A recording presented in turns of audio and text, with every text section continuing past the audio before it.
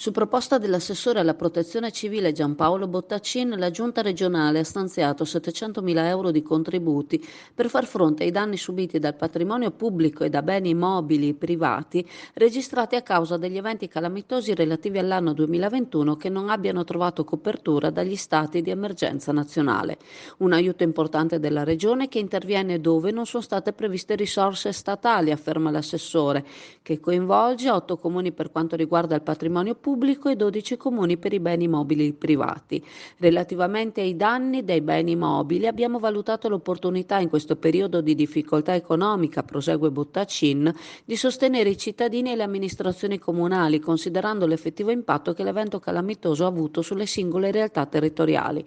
Ancora una volta, pur nella ristrettezza dei bilanci, conclude l'assessore, confermiamo la nostra attenzione alle problematiche collegate al territorio, cercando di impiegare utilmente ogni possibile risorsa a favore di quelle realtà in cui emergano necessità specifiche.